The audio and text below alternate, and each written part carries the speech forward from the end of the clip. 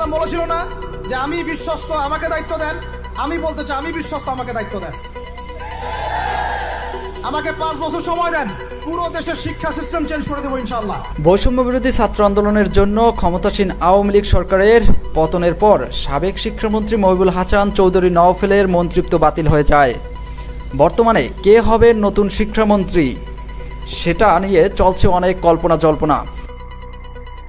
যোগাযোগ মাধ্যমে অনেকেই তাদের নিজস্ব মতামত জানাচ্ছে। শিক্ষামন্ত্রী হওয়ার দৌড়ে এগিয়ে আছেন কয়েকজন ব্যক্তি। তার মধ্যে রয়েছে জনপ্রিয় ইসলামিক বক্তা ও সাবেক ক্রিকেটার আবু তাহা আদনান। অনেক শিক্ষার্থী তাকে শিক্ষামন্ত্রী হিসেবে দেখতে চায়। গত 6 মাস আগে আবু তাহা আদনান শিক্ষামন্ত্রী হওয়ার ইচ্ছা প্রকাশ করেন।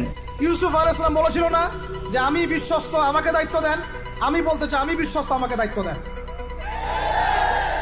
আমাকে 5 বছর সময় দেন, পুরো দেশের শিক্ষা সিস্টেম চেঞ্জ করে দেবো ইনশাআল্লাহ। অন্যদিকে কেউ কেউ আবার জনপ্রিয় ইসলামিক বক্তা মিজানুর রহমান আজহারীকে শিক্ষামন্ত্রী হিসেবে দেখতে চাচ্ছেন।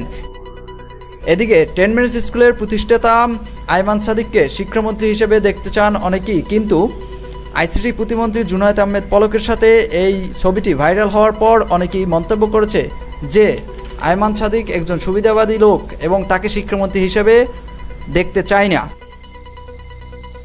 অন্যদিকে বেশিরভাগ জনগণই চাচ্ছে ঢাকা বিশ্ববিদ্যালয়ের আইন বিভাগের জনপ্রিয় শিক্ষক আসিফ নজরুল স্যারকে। জনপ্রিয় এই শিক্ষক আসিফ নজরুল স্যার ছাত্র আন্দোলনের সাথে সবসময় ছিলেন এবং নেতৃত্ব দিয়েছিলেন। সম্ভবত শুধু ঢাকা শহরে হত্যা মামলায় কয়জনকে গ্রেফতার করেছেন।